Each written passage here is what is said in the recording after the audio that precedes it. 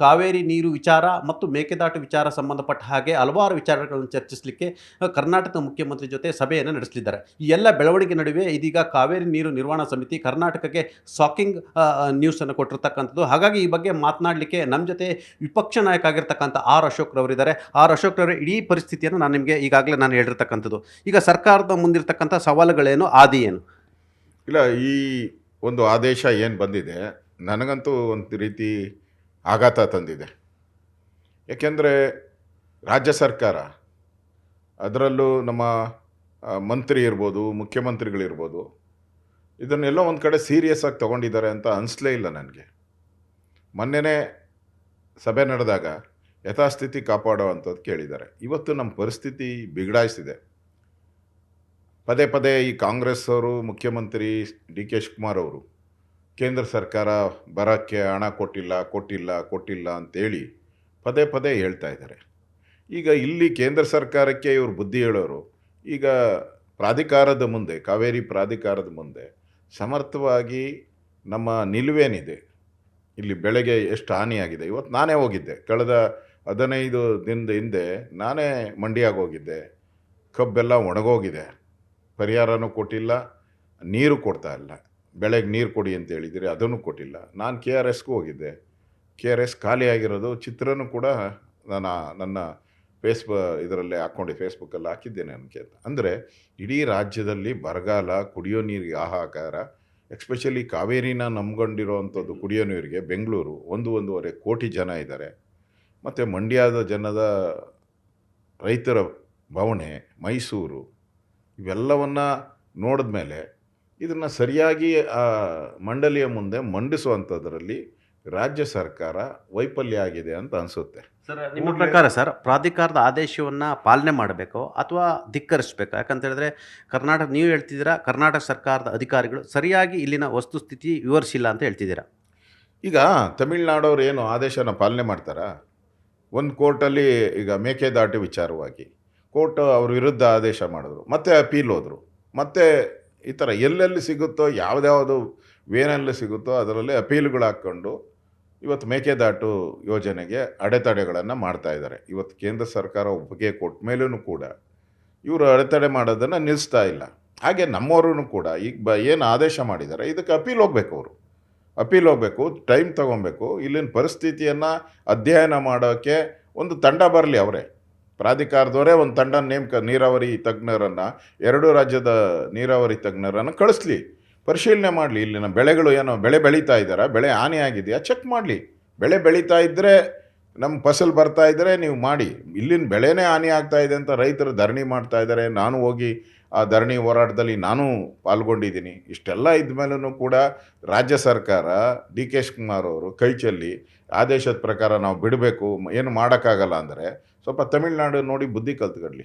ಈಗ ವಿಜಯನ್ನೆಲ್ಲ ಬರ್ತಾ ಇದ್ದಾರೆ, ಇವರೇ ಡಿ ಕೆ ಶಿವಕುಮಾರ್ ಅವರು ತಮಿಳ್ನಾಡು ಮುಖ್ಯಮಂತ್ರಿ ಮಾತುಕತೆ ಅಂತಾರೆ. ಏನು ಮಾತಾಡ್ತೀರಾ? ಕಾಟಾಚಾರಕ್ಕಷ್ಟೇ. ಎರಡೂ ನಿಮ್ಮ ಪಾರ್ಟಿನೇ, ಅಲ್ಲೂ ಕಾಂಗ್ರೆಸ್ ಪಾರ್ಟಿನೇ, ಇಲ್ಲೂ ಕಾಂಗ್ರೆಸ್ ಪಾರ್ಟಿನೇ. ಸಾಲ್ವ್ ಮಾಡ್ಕೊಳಕ್ಕಾಗಲ್ಲ ಅಂದರೆ ನಿಮ್ಗೆ ಯೋಗ್ಯತೆ ಇಲ್ಲ ಅಂತ ಅರ್ಥ ನಮಗೆ. ಅಂದರೆ ಸರ್, ವಿಜಯರವರು ಬರೋದು ಮಾತುಕತೆಯನ್ನು ತಾವು ಜವಾಬ್ದಾರಿಯುತ ವಿಪಕ್ಷವಾಗಿ ಸ್ವಾಗತಿಸ್ತಿರೋ ಅಥವಾ ಈ ಮಾತುಕತೆ ಇಂಥ ಸಂದರ್ಭದಲ್ಲಿ ಅಗತ್ಯ ಇದೆಯೋ ಇಲ್ಲ ಅಂತ ಹೇಳ್ತೀರಾ ಸರ್? ನನಗನ್ಸುತ್ತೆ ಇದು ಸುಮ್ಮನೆ ನಾಟಕ ಅಷ್ಟೇ. ನೋಡಿ, ಇವತ್ತು ನಾನು ವಿರೋಧ ಪಕ್ಷದ ನಾಯಕನಾಗಿ ನನ್ನ ಎಕ್ಸ್ಪೀರಿಯೆನ್ಸ್ 4-5-6 ಬಾರಿ ಮಂತ್ರಿಯಾಗಿ, 7 ಬಾರಿ ಶಾಸಕನಾಗಿ ಕೆಲಸ ಮಾಡಿದ್ದೀನಿ. ನಾನು ಜಯಲಲಿತಾ ಅವರಿದ್ದಾಗ ನಾನು ಮೀಟಿಂಗ್ ಅಟೆಂಡ್ ಆಗಿದ್ದೀನಿ. ಜಯಲಲಿತಾ ಅವರ ಸಭೆಗೆ ನಾನು, ಬಸವರಾಜ ಬೊಮ್ಮಾಯಿ ಇವರೆಲ್ಲ ಅಟೆಂಡ್ ಮಾಡಿದ್ದೀನಿ. ನನಗೆ ಗೊತ್ತಿದೆ, ನೀವು ಈ ಮೀಟಿಂಗ್ ಆದಮೇಲೆ ಆಚೆ ಬಂದು ತಮಿಳ್ನಾಡವ್ರು ಅದೇ ಡೈಲಾಗೇ ಹೊಡಿತಾರೆ, ನಾವು ಯಾವುದೇ ಕಾರಣಕ್ಕೂ ಮೇಕೆದಾಟಿಗೆ ಅನುಮತಿ ಕೊಡಲ್ಲ ಅಂಥದ್ದು ಹೇಳ್ತಾರೆ. ಕಾವೇರಿ ನೀರು ಬಗ್ಗೆನೂ ಕೂಡ ಒಂದೇ ಒಂದು ಇಂಚೂ ಅವ್ರು ಹಿಂದೆ ಸರಿಯಲ್ಲ.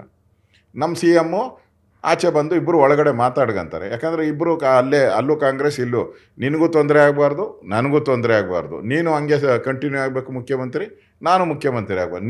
ನಿನ್ನ ಪಾಡಿಗೆ ನೀನು, ನಾನು ಅಷ್ಟೇ. ಇದೊಂದು ಕಣ್ಣೊರೆಸುವಂಥ ಭೇಟಿ ಅಷ್ಟೇ. ಇದರಿಂದ ಬರೆದು ಮಾಡ್ಕೊಳ್ಳಿ, ಟೀಕೆ ಮಾಡ್ಬೋದು. ಕಾಂಗ್ರೆಸ್ ಅವ್ರು ನನ್ನ ಸ್ಟೇಟ್ಮೆಂಟ್ ನೋಡಿದ ಮೇಲೆ ಟೀಕೆ ಮಾಡ್ಬೋದು. ಆದರೆ ಈ ಸಭೆ ಆದಮೇಲೆ ಅವ್ರು ಏನು ಸ್ಟೇಟ್ಮೆಂಟ್ ಕೊಡ್ತಾರೆ, ಅದು ನಾನು ಹೇಳಿದ್ದು ಸತ್ಯ ಆದರೆ ಒಪ್ಕೊಳ್ಳಿ, ನಾನು ಹೇಳಿದ ಸತ್ಯ ಆದರೆ ಒಪ್ಕೊಳ್ಳಿ. ಅದರಿಂದ ನನಗನ್ನಿಸ್ತತೆ ಈ ಭೇಟಿನೇ ಅರ್ಥಹೀನದ ಭೇಟಿ. ಸುಮ್ಮನೆ ನಾಟಕದ ಭೇಟಿ ಆಗ್ತೈತೆ ಹೊರತು ಇದರಿಂದ ಏನು ಫಲ ಬರಲ್ಲ. ಸರ್, ಪ್ರಾಧಿಕಾರದ ಆದೇಶ ಎಲ್ಲೊಂದು ಕಡೆ ಬೆಂಗಳೂರಿಗೆ ದೊಡ್ಡ ಹೊಡೆತ ಕೊಡ್ತಾ ಸರ್. ಈಗ 1.5 ಕೋಟಿ ಬೆಂಗಳೂರಿನ ಜನಸಂಖ್ಯೆ ಇರ್ತಕ್ಕಂಥದ್ದು, ಕುಡಿಯುವ ನೀರು ಕಾವೇರಿಯ ಕುಡಿಯುವ ನೀರನ್ನೇ ನಂಬ್ಕೊಂಡಿರ್ತಕ್ಕಂಥದ್ದು. ಈಗಾಗಲೇ ಅಲ್ಲಲ್ಲೀಗ ವಾರಕ್ಕೆ 2ರಿಂದ 3 ಬಾರಿ ಮಾತ್ರ ಬಿಡ್ತಿರ್ತಕ್ಕಂಥದ್ದು. ಇಂಥ ಸಂದರ್ಭದಲ್ಲಿ ಪ್ರಾಧಿಕಾರದ ಆದೇಶನ ಒಂದು ವೇಳೆ ಪಾಲನೆ ಮಾಡುವಂಥ ಸ್ಥಿತಿ ನಿರ್ಮಾಣ ಆದರೆ ಬೆಂಗಳೂರಿನ ಪರಿಸ್ಥಿತಿ ಏನು ಸರ್? ಬೆಂಗಳೂರಲ್ಲಿ ಈಗ 1.5 ಕೋಟಿ ಜನ ಇದ್ರೂ 50% ಜನಕ್ಕೆ ಮಾತ್ರ ನಾವು ಕಾವೇರಿ ನೀರು ಕೊಡ್ತಾ ಇರೋದು. ಪೂರ್ತಿ 100% ಜನಕ್ಕೆ ನೀರು ಕೊಡೋಕ್ಕಾಗ್ತಾ ಇಲ್ಲ, ಅಷ್ಟು ನೀರಿಲ್ಲ. ಅಷ್ಟು ಜನಕ್ಕೆ ಈಗ ಈ ಒಂದು ಆದೇಶದಿಂದ 4 TMC ನೀರೇನಾದರೂ ನಾವು ಪ್ರತಿದಿನ 3500 ಕ್ಯೂಸೆಕ್ಸ್ ನೀರನ್ನು ನಾವೇನೇನೋ ಬಿಡುಗಡೆ ಮಾಡಿದ್ರೆ ಇಲ್ಲಿ ಕುಡಿಯೋ ನೀರಿನ ಹಾಹಾಕಾರ ಬೆಂಗಳೂರಲ್ಲಿ ಪ್ರಾರಂಭ ಆಗ್ತೈತೆ.